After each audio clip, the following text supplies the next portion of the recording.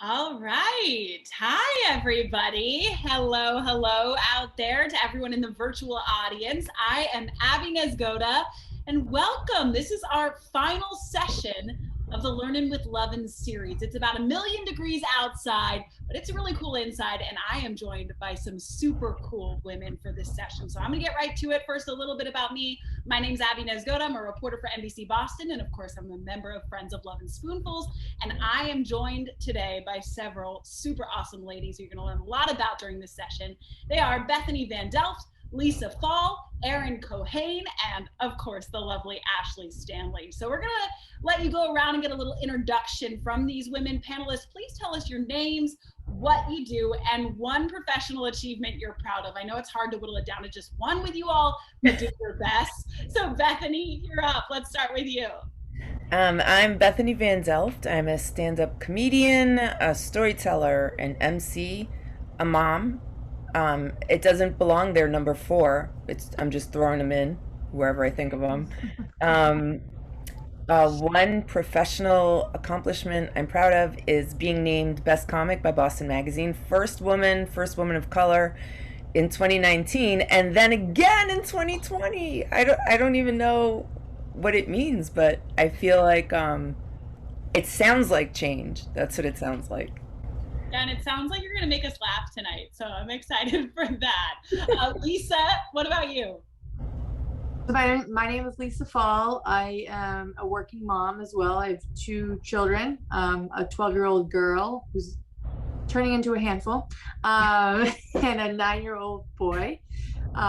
It's COVID's been great. We've got to spend a lot more time together because in my day job, I run a securities exchange, and that keeps me really busy traveling and whatnot. But I'm lucky to be afforded certain flexibilities and just like a lot of working moms, either on the panel or listening, it's a balancing act. But the one thing I'm most proud of, when we launched the securities exchange, we were kind of joined with NASDAQ, and then we went off on our own, and I spearheaded that process. So it was a pretty big achievement at the time. There had only been a handful of exchanges ever approved. So that's probably my greatest professional achievement, besides being named chair of Lovin Spoonfuls, of course. So I was gonna say you are the chair of the board of directors for Lovin Spoonfuls. So yes. newly. Speaking of moms, a new mom, let's send it over Yeah. to you, Erin. Tell us a little bit about yourself. Thanks. Yeah, it's funny. It's listening to you, Bethany, say I'm a mom. I'm a mom. I can now actually say that. So 3 months ago, I welcomed my son Jack. So I'm a very new mom, just back to work as of last week. But I would say, I've been a part of the Lovin Spoonfuls team now for 2 years as the senior director of development. I'm responsible for the fundraising and marketing arm of our operations. My biggest accomplishment, I would say, was surviving and thriving in our fundraising and COVID-19 time. It was a ride for Lovin Spoonfuls and for many nonprofits and many fundraisers. It was unlike anything that we have or likely will ever see again. And I'm just lucky to be a part of this incredible team. And it was a lot of fun and in a really weird, strange time. So I'm glad to be here tonight. We're all survivors after what we just went through the last year. But last but not least, let's go with you, Ashley. Tell us a little bit about yourself for those who just don't know. I'm Ashley Stanley. I'm the founder and executive director of Lovin Spoonfuls. And I will say that my greatest professional achievement would be being able to bring together this group, because everybody who's on this panel right now, I have met through work, and these kinds of relationships are a direct result of the last 11 years of my professional career. So with that. Super excited for this one. And for any of you out there who wasn't with us for a past session, this is one of our last ones, but our hope is throughout this series that we've been able to make some intentional space at a time when so many of us continue to evaluate what's important to us. We're sitting in our living rooms talking about everything, and we want to dive into how we can grow ourselves professionally. So a reminder for any of you watching live, please use the chat box for any questions you might have for these lovely panelists. We have some questions. We want to hear what you want to know as well. So we're going to be looking there a lot. We're also going to put full bios for the panelists in the chat box as well, so you can learn a little bit more about them. With that, I'm going to tee up the first question for you, Ashley. What inspired today's focus on women in leadership? leadership? I mean, the Learning with Lovin series has been really, really great so far, and we've gotten to cover a lot of different things. And for me, female leadership has really become something that so many people rightly are talking about right now in so many different ways. Sometimes those discussions and these panels, they can sort of become a panel of buzzwords or of trendy things of the moment. And we really had an opportunity to bring together some wildly accomplished, really brilliant, wonderful, funny people together to really talk about their experience. And I think that really just made sense to close out this first session of Learning with Lovin. And I know you were like, I just don't want this to be like every other panel. We need to get right to the point. We need to talk about the hard stuff. So we are going to get to a question that, maybe seems a little deep for the first question, but I think it's been on a lot of people's minds, especially mine. There's been a lot of news coverage, particularly during the pandemic, about women's unpaid labor, the jobs we have that we are not compensated for, that keep our families and our communities going. What advice do you have for women who are just exhausted and trying to juggle all the responsibilities about caretaking, work, community commitments? As Bethany said, she's a mom number 4, but it's not number 4. I mean, how do you each do it? I'll jump in because I guess I'm the most fresh to this, really needing to wear multiple hats. I think some of the best advice I got coming back into the workforce was creating those boundaries of what lives where. One person actually said to me, write down all the things that have to get done outside of work every week. What are the things that you alone can do? So those are the you tasks. What are the things that you can, maybe split between you and your husband, or you and your partner, or you and your family? And then what are the things that if they don't get done, it's okay, and just kind of let them slide. They can get done at another time.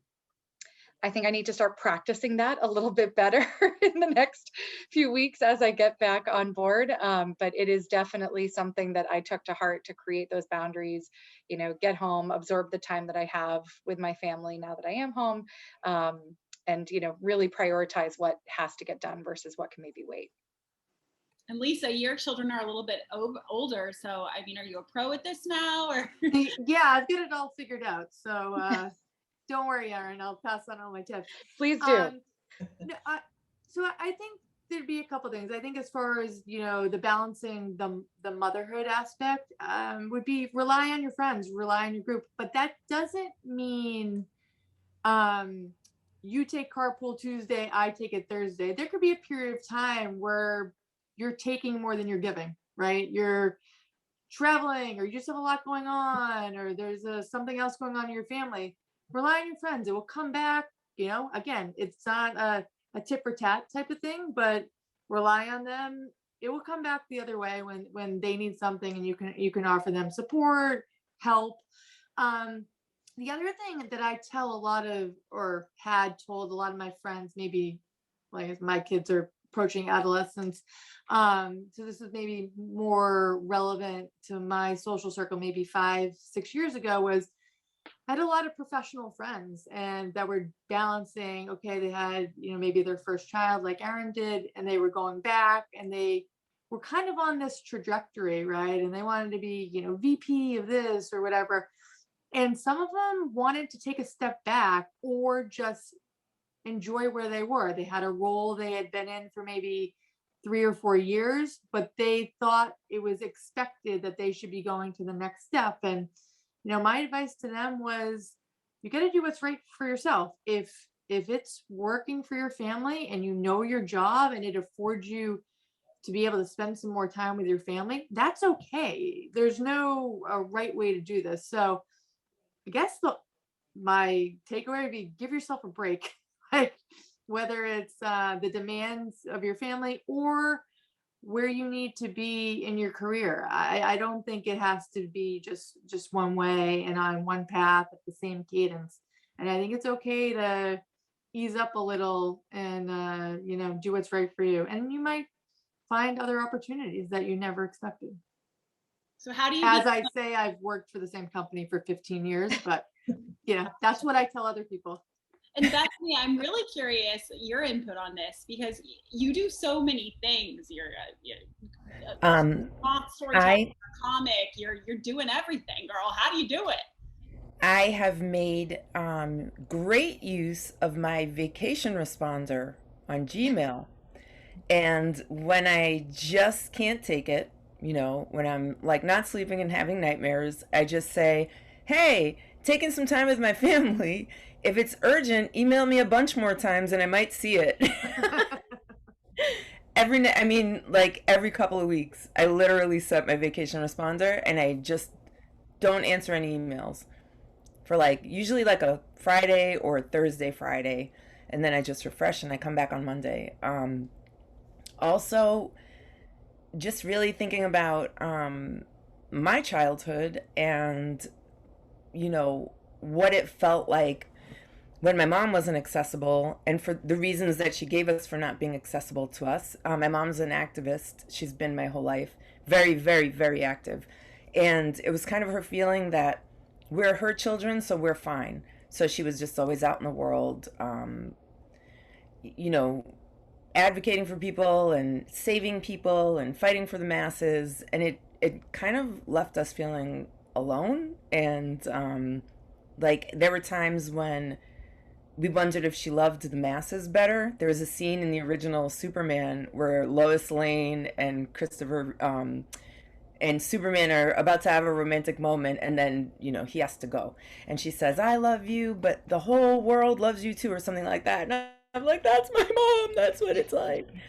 So not overly reflecting on it to the point where I'm paralyzed and I can't do the things that I aspire to do, but just kind of finding that balance between satisfying what I would like to do professionally and being around for my kids when they want me right now. They're not going to want me at some point. So being here now while they're into me. Well, I feel like during the pandemic, they were like around a lot more. So maybe there was a benefit to that. But at the same time, I've heard stories about women saying, oh, I'm going to go part-time, but they're still doing 100% of the work. So, I don't know if you have anything to say about that, pandemic specific before we move on. It got a little hairy because my work is so, like you said, it's just kind of like piecemeal. Like I do this thing, that thing, the other thing. I don't have a 9 to 5 and I don't have a place. I don't have a business card that has a company on it or anything, but my husband does. So it's hard to quantify what I contribute financially to the family until we file our taxes. So this gig seems less important than my husband checking in with his superiors or partners, and so his work took precedent over my work.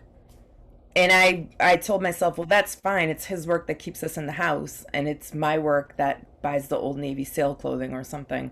But there came a point where I had to really kind of stand up for myself and say, this is my job. It's my work. Even if it's weird and there's no set time that I have to be on Zoom, like I still need the time to do this, because when the pandemic is over, this is what I will go back to. And if I have not nurtured it in all this time, then I won't have anything to go back to.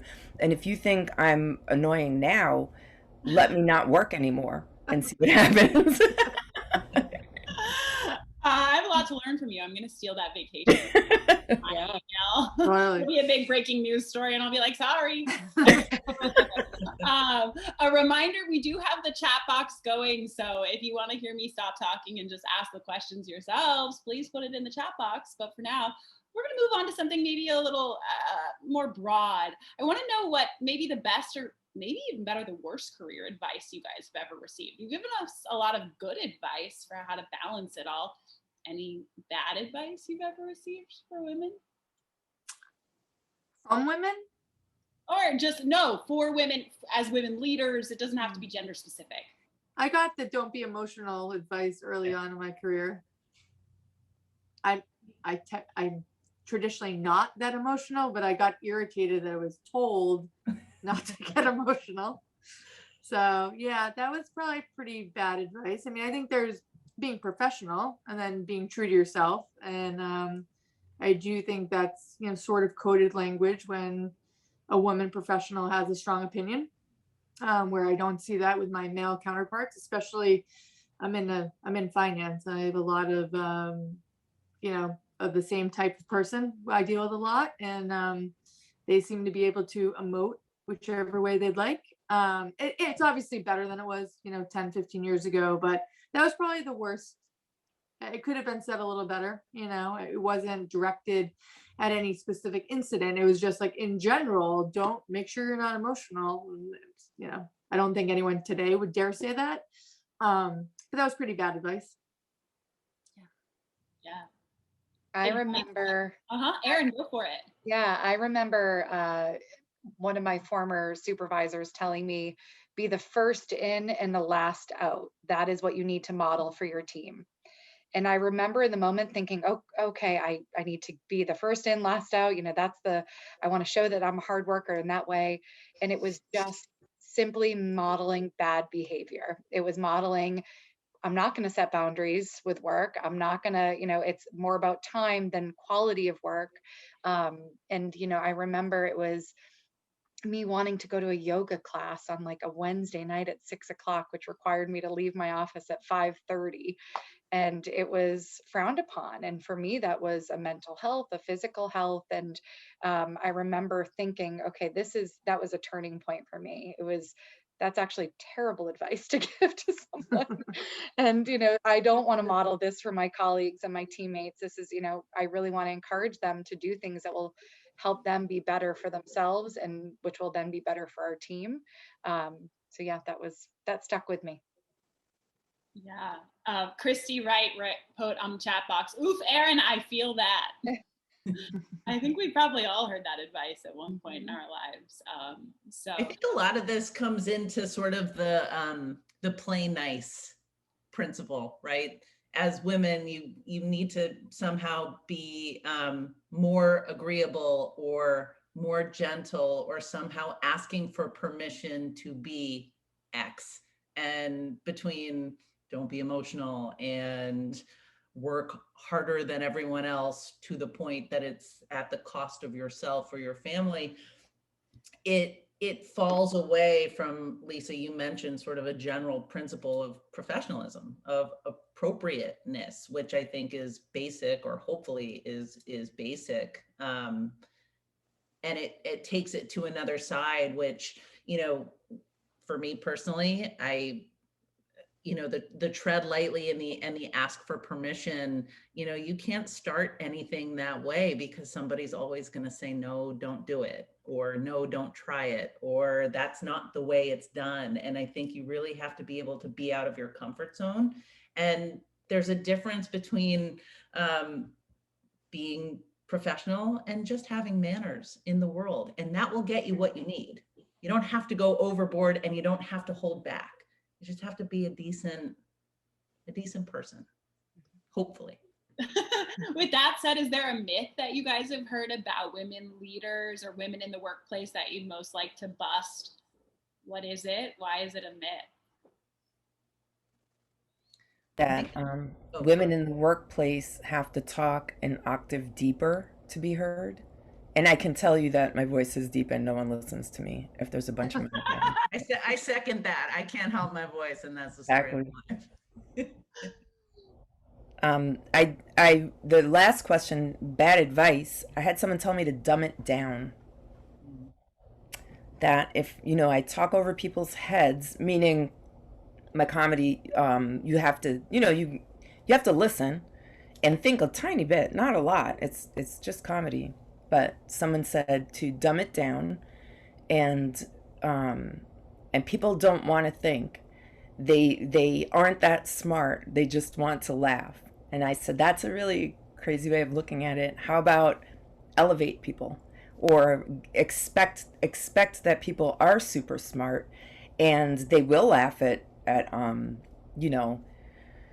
slapstick comedy, but they will also be able to process and laugh at a little bit more intricate ideas.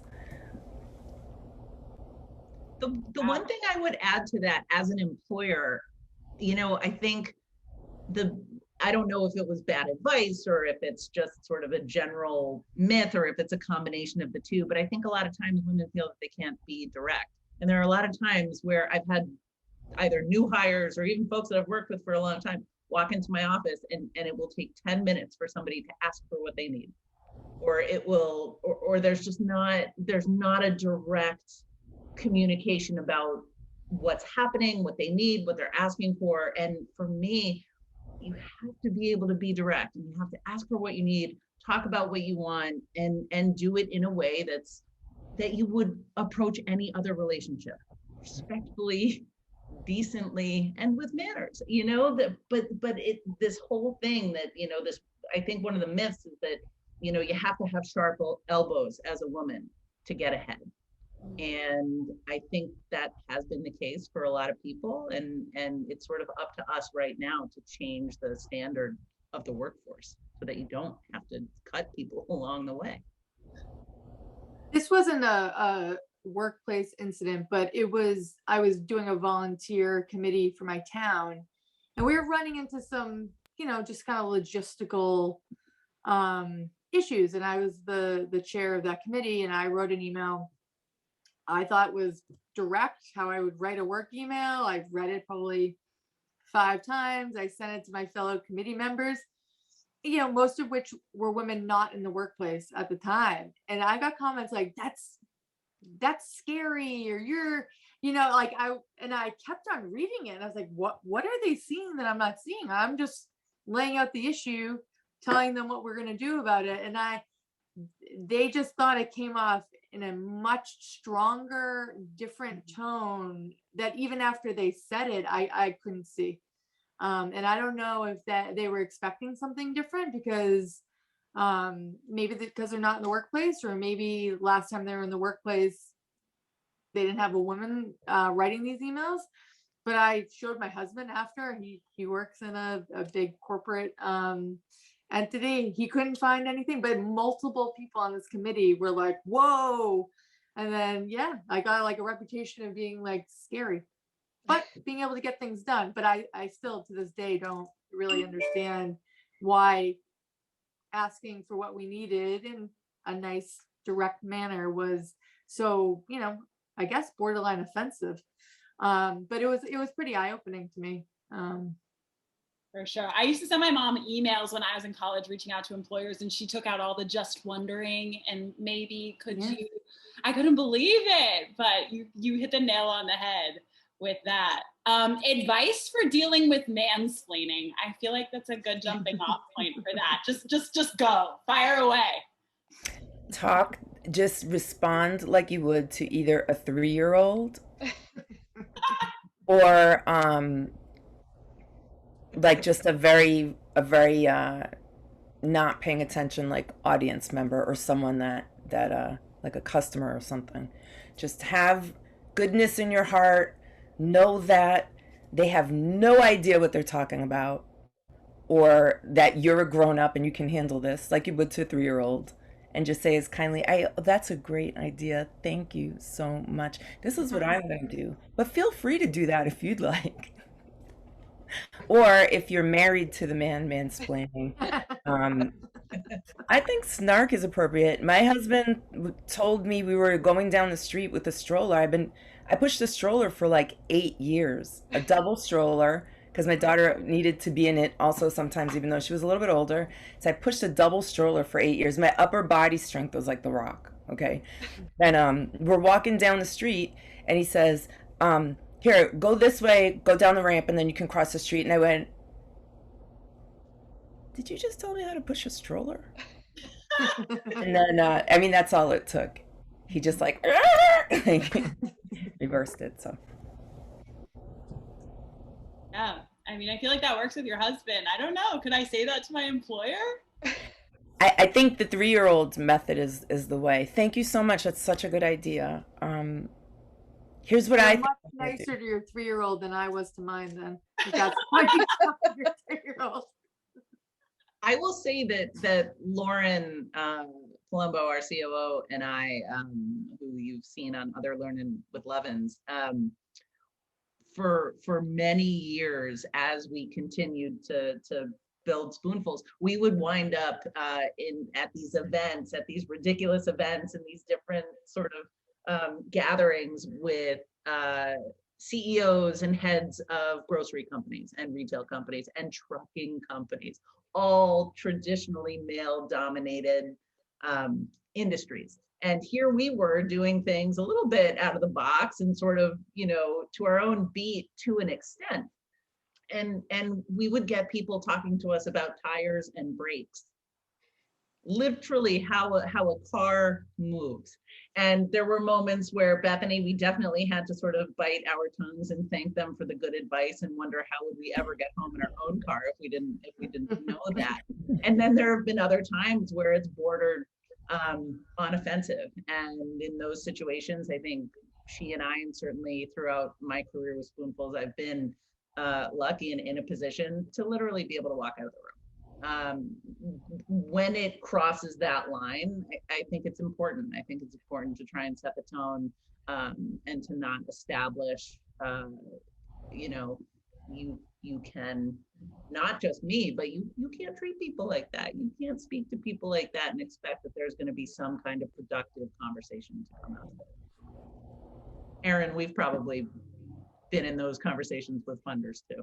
Yeah, and I think, it's funny, being a fundraising professional, it is such a women-dominated industry that I think it's really hard to think about instances with colleagues or with teams, because it truly is really women-led. I think about personal experiences and just personal, situations, which, my husband and I bought a car last year, and we went to this dealership, and it was the quintessential atypical car dealership experience where I was asking all the questions and he would look to my husband to answer. And it was, at one point I pulled my husband aside and I said, if he does this one more time, we are walking out the door. And he was like, okay. I think it's just to your point, Ashley, it's knowing when clearly there's not a mutual respect happening here, so we're going to just walk away, and that's okay. We'll find somebody else that will respect me. And Lauren is online listening to this conversation, guys. So she's probably nodding her head and all the things to what. Now she's just turned red. Yeah, Lauren, we see you. Getting your cameras off. We do have the chat box going for some questions, and we actually just got one submitted from a woman named Janet. She wants to know, how do you breach the subject of salary in your fields? It's a tough one. You go to your board chair and you say, hey, this question is coming at an opportune time, and I'll start us off. So we've been looking at sort of benchmarking for the organization in a number of different ways for the last couple of years. And, being a women-led company, having a female board chair, all in sort of male-dominated fields. And I think the general sort of groundswell and conversation that's happening in the workplace, in the world right now, when we talk about equity, inclusion, a lot of different sort of factors for saying how do we make the workplace an equitable place in a lot of different ways. Salary benchmarking. I say this as an employer. I'm not as an employee. I go to my boss, which is Lisa, and the rest of the board. And when we talk about it at a staff level and an employee level at Lovin Spoonfuls, the idea is to say, okay, so how do we make sure that we are market comparable? How do we make sure that we are competitive so that we can retain staff, that we can be competitive in hiring? And these are all things that should be active conversations for somebody's employer. Whether or not it's a nonprofit or a for-profit. And I think one of the things particular to our space is that folks tend to devalue the nonprofit space, and therefore people should be willing to work more for less. And I will say that the folks that I work with and that I've hired over the years and that my team has hired over the years are the best in their field. And equitable pay is not only deserved, but it should be extended the same way that a for-profit would, because the work should be valued the same way. Lisa, do you find that? Well, I work for a for-profit company, so Right. yeah, I have no problem with that. Yeah. Well, I think, what Ashley was alluding to, we recently went through this with Spoonfuls. I've recently gone through this with a couple of the companies I work with. And it's been interesting because I've had literally 3 instances of this in the last 6 months. 1 was nonprofit, 2 were for-profit, all 3 different boards. And I'd say if there was one takeaway, and I was on the receiving end of 2 and on the, I guess, giving end of the 3rd. And if I was going to seek the raise, I think benchmarking is great advice. I think knowing your worth and whatever you need to do to get comfortable. I think you, if you're going to ask your boss for a raise or a salary adjustment, I think you should take yourself out of it to get yourself comfortable. What is this role worth today in 2021? And people might be really surprised. I mean, salaries have skyrocketed in the last, especially 6 months, but even probably before that. So know what the role benchmarking is. Get yourself comfortable. If it wasn't Lisa Fall asking for this, if this was role X with a person with X experience and this education, what would that role be worth? And then add yourself to the mix. Okay, I've been with this company 5 years. That's worth something. Or this company affords me a lot of flexibility or has a lot of benefits, and maybe it's a step down from that. But know what you want and have clear reasons in your mind why you deserve it, and then approach your employer on what to do. And yeah, I think the chat box just said negotiate. Yeah, I don't think you can go in there, stomping your feet, but I also don't think if you're looking for a salary adjustment because you're underpaid for your role, I think you have to be prepared to stick with your guns a little bit. I mean, I'm not saying there can be some wiggle room, but you can't go in there. Let's just use, I need to be paid $50,000. $50,000 is what I'm worth. And then be willing to accept 35. Why would you stay? At some point, you need to know your worth, but know your value. Ashley's heard the story, I think. My dad would say, he says it's a true story. I'm not sure, but they had 2 bicycles on the side of the road that he wanted to give away. And he wrote a free sign. No one took them. He put later, like a week later, $20, $10, something like that on them, and they got stolen. So at some point you need to show you have value. And if you're willing to take a big discount for if you can get to an agreement, this is what this position pays in the open marketplace, and absent some other reason you're taking far less, I think you do undermine your worth. And it could have a ripple effect on how that company or that employer views you going forward. So I think those are just things to keep in mind. I think all circumstances are different, but doing your research, knowing your data, and you have to be confident when you go in there. And there's a fine line, right?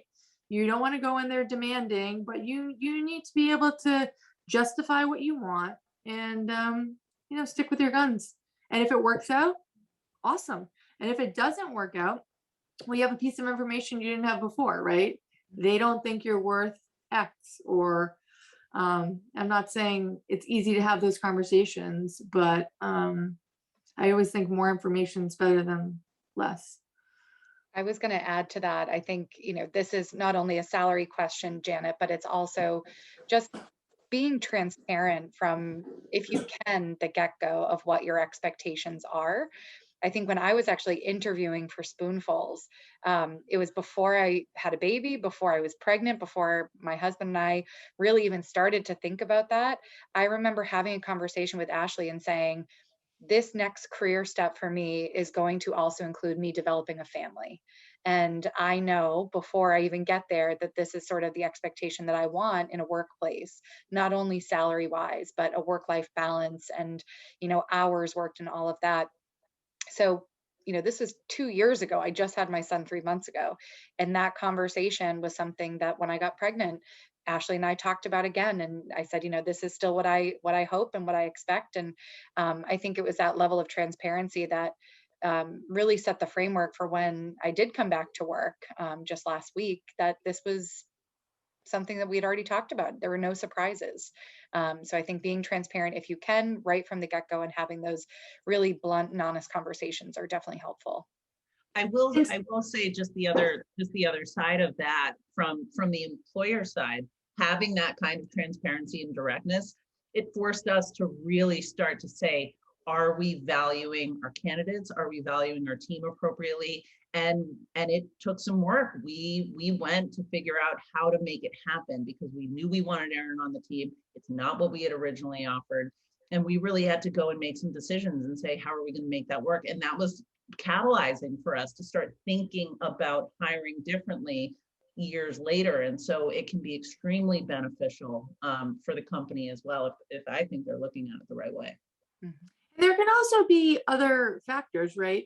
You could outgrow your job, or what the salary, appropriate salary is for that role, right? And it could be a launching off point to, okay, is there something else I could do? What do I need to do to get a promotion? Or what do I need to do to venture into another role that might afford me the flexibility I want, the salary I want, whatever the need is. And so I echo what Ashley says. I think the transparency, it might be scary at first, but I think once it starts, like Erin said, she had the first conversation. When she had the second, it was much easier to, remember when we talked, 18 months ago. I'm sure that was easier. And, the job market's great right now. So take your shot. And if you can work in an environment where you can have that dialogue with your coworkers or your superiors, I think you should take advantage of it. Janet, great question. That got a lot of responses, and she thanks all of you. You can see in the chat box, she tells you a little bit about her situation. So good luck to you, Janet. I want to shift and talk a little bit about, just leadership for a little bit. This is a question that didn't come from our chat box, but it did come from an audience of sorts. I think it was at a retreat at Lovin Spoonfuls. This question was raised. Do you, or have you as leaders, struggled with imposter syndrome? Tell us about that and how you have handled that. Bethany, you are shaking your head. I feel like your top bun is about to come off. So. Like this right now, I have it. I think fake it till you make it has been working for me really well. And also remembering that in these situations where I struggle with it the most, to try to just take a minute and remember that I was invited to be in this place, I was invited to a huge, like the biggest, most prestigious comedy festival. And I arrived in the hotel and I saw all these like huge comedians that I know and I admire. And I absolutely panicked. I'm like, I'm not supposed to be here. I have to go. They're going to find out. I should probably, see the town a little bit before they kick me out of this festival. And it took me like a day to really just snap back to reality, get out of my anxiety and that terrible imposter syndrome, and to remember I was invited to be here. I was invited to be at the festival. They're paying me to be here. They've given accommodations and travel and everything. So if anybody's wrong, it's them. It's not me. Do you know what I mean? Like, it's not me. That's one way I try to deal with it. I also try to I do have a lot of anxiety, so taking care of my mental health is first and foremost in most of these questions that you have, and trying to see myself in a realistic way, not necessarily the way other people see me, but like a balance between the way other people put value on my work and maybe kind of internalize that a little bit. And I respect the people I'm working for, and I respect the people I'm working with. And sometimes I may have to like back my way into the feeling that I belong here by saying, well, I respect them. If they respect me and they're inviting me, there has to be something to that. And just like any other exercise, with enough practice, that just becomes regular and rote. And I walk into a room more confidently and am able to access that feeling of belonging.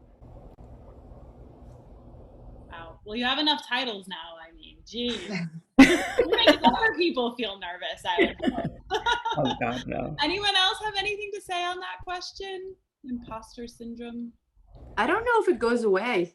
My guess is the more success you have, the better things you're invited to with more impressive people. And I kind of feel like that's something we're gonna have to find our own ways to, I guess, accommodate. What I do is I try to over prepare and then fall back on, okay, I'm a logical person. Like, if I don't know every answer, say I'm on a panel like this one, or a little more technical. So we're branching off one of my companies to a new space that I'm not that familiar with, and just try to cut myself some slack. I don't have to know everything. Try to be a thoughtful person, know what I know. Don't try to pretend I know more than I do. And that works for me. But I think it's all about being comfortable in your own skin. I think if you're trying to be something you're not, I don't think the imposter syndrome is going away, period. But I can't imagine that's going to make it easier. So just, I guess, sounds cliche, but staying true to yourself. But everybody has imposter syndrome, I think. So feel like you're not alone, I guess, would be my other piece of advice. Because you said that, Bethany. I felt the same thing. I'm like, oh my God, I'm on the Zoom today with all these talented women, and there's gonna be a bunch of people listening. I hope I don't say something stupid. I'm sure I've already said a dozen stupid things. So, but just, I guess, know everybody else is feeling that way too. Might help a little bit.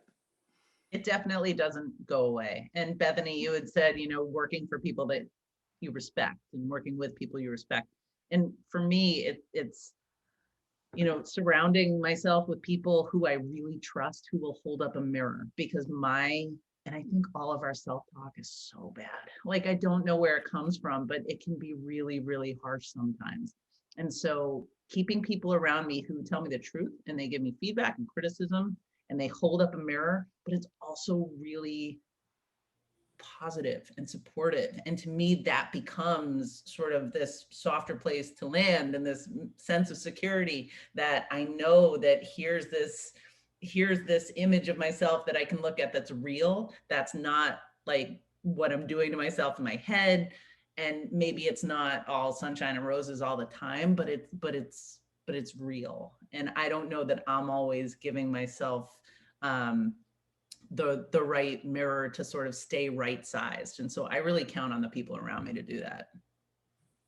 I'm seeing so many people in the chat box. Thank you guys. I mean, Janet's thanking you for the salary advice. Christy says, Bethany, I was invited is going to be my new mantra. I love that. I am so here for that. And Ashley, you just spoke about just having the right people around you. So my next question is, how important are good mentors to you guys? And secondly, do they need to be women mentors? I have had a professional coach for the past 4 or 5 years, maybe. It was a former colleague of mine who I just really deeply respected, and was a leader and a woman leader in my field that I just sort of saw myself hopefully one day becoming very much like.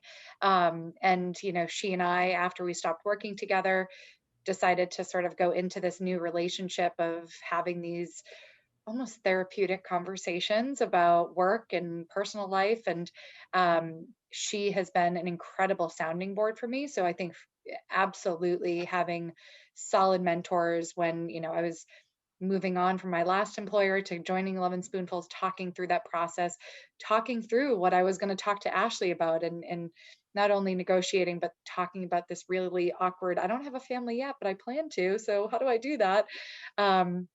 Having somebody that you can sort of have a very honest conversation with, that can be a neutral resource without any personal stake in the game. I think it absolutely is helpful, and I'm incredibly grateful for that coaching partnership.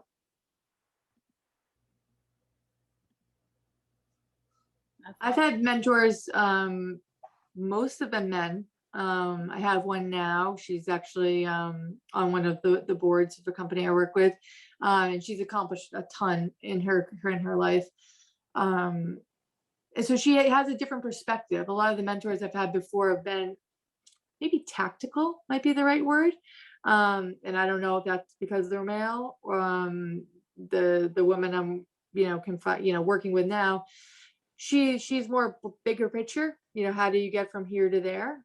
Which I think is mostly how I think too. So we just might be a better match because of our thought process. But yeah, I haven't really had a problem with a male mentor. I think sometimes you seek out people for what you need at that time, and it might not be the same thing in perpetuity. I agree. In my industry, definitely, it's hard to nail down one mentor. So I do think there's a lot more of looking for what you need at the time.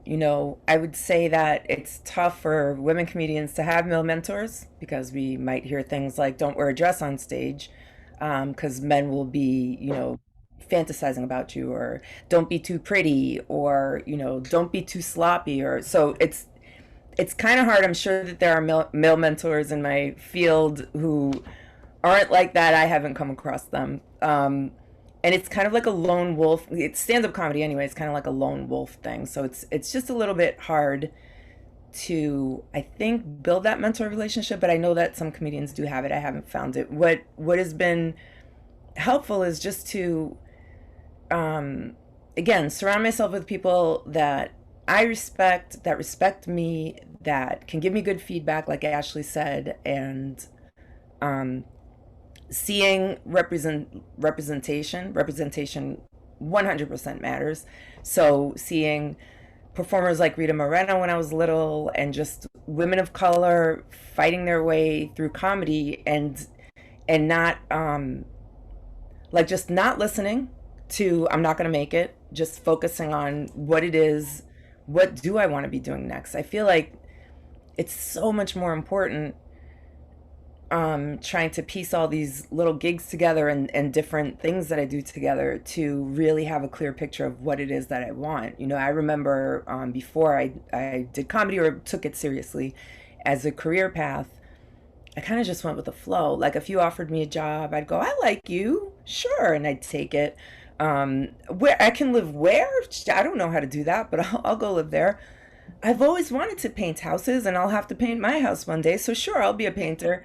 And I did that so often that I had no clear idea of what I wanted to do.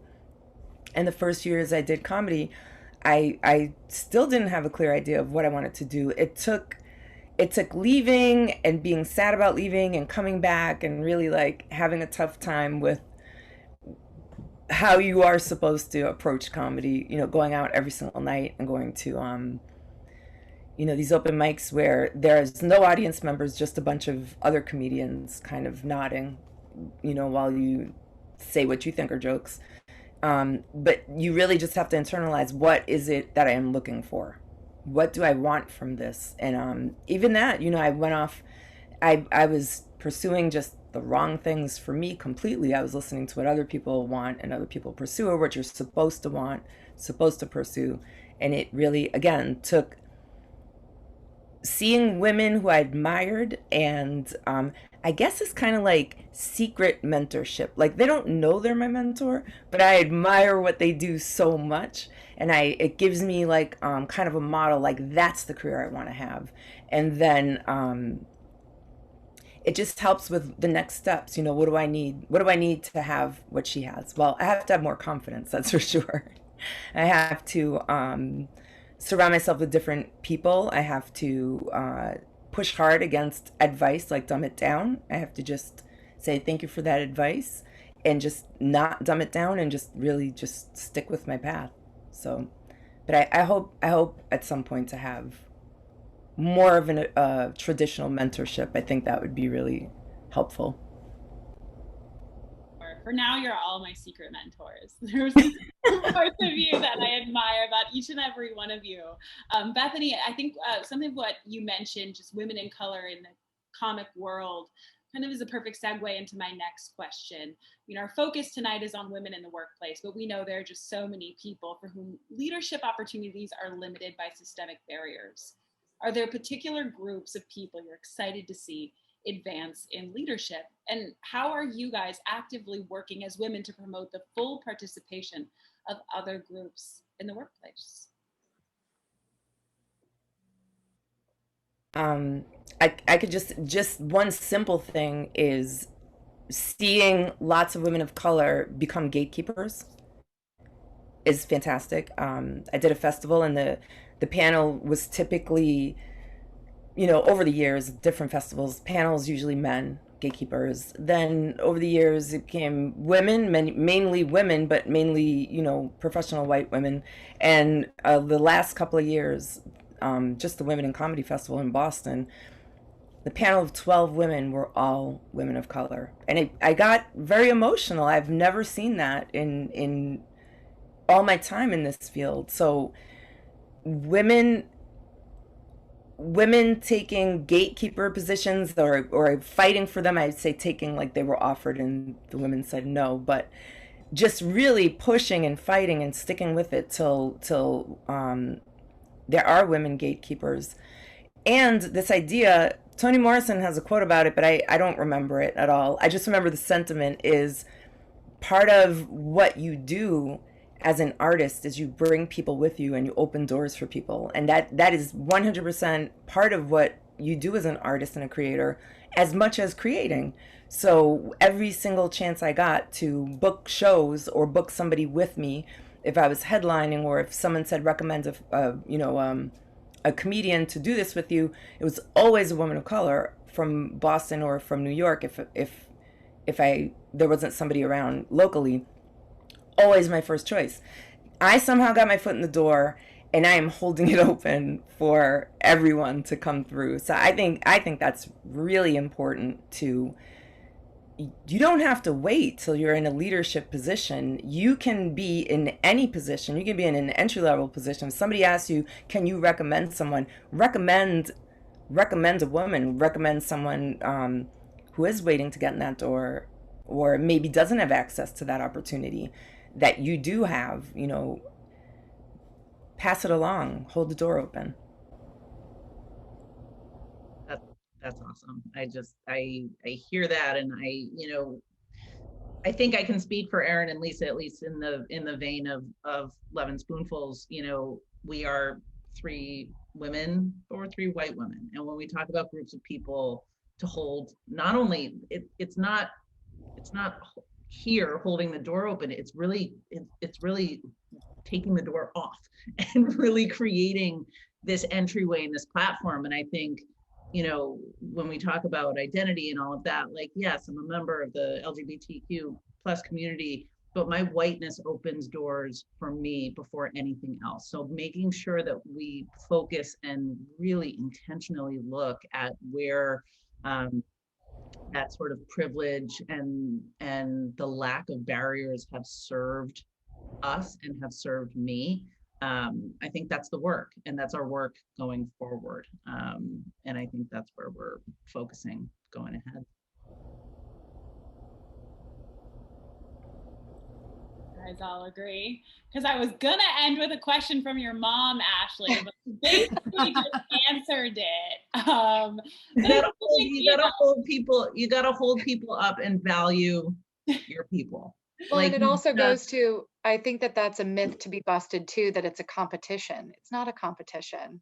Nope. To your point, Bethany, I think it's exactly what you just said. We imagine how much more amazing work we can do if we actually do it together. Not to sound so cliche, but I think that is the biggest on the teams that I've worked with in the development world. Most of them, again, have been women, and what we have been able to do and accomplish and fundraise has been incredible. What you just mentioned of it not being a competition, it's really important to, unfortunately, it's our job to remember that, because the way it is put to us, as I can only speak from my experience, but when I started comedy, there would be maybe one woman on a lineup of 15 comedians, and there'd be one person of color on a lineup of 15 comedians, and God forbid that person was a woman of color. And there's a time, I mean, it happens now, if there are if there is, like, for example, someone said this to me, there's another there are many women of color in Boston doing comedy, and they're fantastic. And so someone said to me, a white man said to me, oh, isn't she fantastic? She's the new you. Which, if, it's easy to just go, that's just him being him. But in that, how can you not internalize that and walk away, like, without even totally unconsciously thinking, there's only room for one. There's only room for one. So I'm here now, and this person necessarily has to bump me out because there can only be one of us. That's a horrible feeling. Also, it's a horrible feeling that this person is not allowed to be her. She's got to be the new me. She can't just be the one and only her. And those are external forces working at us. It's really hard to shut that out without constantly remembering it is not a competition. She did not say that. She did not say that. This person said it. That's where their mind is at. Our mind is not there. We're taking each other everywhere we go. We're going to have huge shows with just us. We're going to have festivals. We're going to do everything. There's no such thing as just one of us, But it's just really, it's hard. It's like a constant exercise in mindfulness to remember it is not a competition. And if other external forces set it up as a competition, unfortunately it's up to us to remember it is not a competition. I was at a conference, I don't know, my time continuum with COVID's all screwed up. I'm gonna call it 4 years ago, and I'm definitely in a male-dominated industry, but there's a lot of smart, powerful women. The CEO of the New York Stock Exchange is a woman. The CEO of all of NASDAQ is a woman. Like, we're out there, right? And this conference had a women's panel. And I think they were trying to do like something nice. But what they did is they highlighted for the other 3 days that we were in sessions, there wasn't one woman. There wasn't a woman on market structure. There wasn't a woman on regulatory, a woman on sales practices. There was one panel with 5 women. They stuck all the women on one panel. It was probably like the session right before cocktail hour or something, so no one wanted to go. But I remember being so offended, but kind of knowing they didn't mean it. You know what I'm saying? Like, they were trying to do something nice and promote. I was like, there's talented women in all of these categories of all these panels you've had, and you didn't think to call any of them. So it's just a panel of being a woman instead of a panel on my expertise in this part of the field and that. And I was really surprised, and it wasn't that many years ago. So I think we have a long way to go. I think, they were trying to do the right thing, but totally fell short. But yeah, you have to fight for your spot of one of 5 women who could talk about anything in finance. It's, it is going to end up being a competition, I guess. Well, it's like trying to normalize it instead of sort of like tokenizing or like, let's do one thing, just focus on that, rather than there are experts in all of this, and it is either best practice or just normal, right. Like the state of things, just to have a panel with men and women. This happens in comedy a lot too. There's usually, in every festival, there's a people of color show. Like you say, instead of spreading, just booking every show inclusively, there's a people of color show, there's a women's show, there's an LGBTQ show. And I've been very vocal about it. I don't want you to have that show. I want you to book inclusively on every single show. Just make all the shows have the best comedians, and it will naturally be inclusive because women are super funny. LGBTQ comedians are super funny. People of color are super funny. And if you just book inclusively, it's gonna work itself out. And, constantly pointing it out, diplomatically, respectfully, politely, gets me to be quoted in like interviews saying things like, Bethany hates diversity showcases with like no context whatsoever. And I'm like, actually don't hate diversity showcases. I hate that there needs to be a diversity showcase because you are not booking inclusively. Thank you for not including that context. Now I sound terrible. Well, you know what? It can't just be one of those buzzy things. That's what Ashley said when we were starting this panel. It matters what you do with it. This is just one step, and this conversation could go on forever because it has been amazing and fascinating. I've learned so much. I want to take all of your quotes and just put them on signs around my house. But we'll get to that later, maybe sell them on Etsy. But thanks, Bethany, Lisa, Erin, and Ashley, all of you joining us tonight. This concludes our Learning with Lovin series. Like I said, this conversation really could go on for probably hours. So if you had any questions we didn't get to tonight, or maybe just some ideas to inform future Lovin Spoonfuls programming, stay tuned to your email this week. We're going to be sending you a short survey to collect your feedback. And of course, you can always reach out to us directly. Connect with us at lovinspoonfulsinc.org. Also, please stay tuned to Spoonful social media and website over the coming months as we announce the lineup for the next installment in our virtual chef series, Chefathon, that's coming up in September. And we cannot wait. It has been an honor and a privilege to be a part of these series and these sessions, seeing the connections made on the chat box, and of course, joining all of you powerhouse women. So thank you again. Until the next Lovin Spoonfuls event, I'm Abbey Niezgoda. Have a great night. Stay cool, everyone. Thanks, everyone. Thank you. Bye-bye. Thank you. Everybody.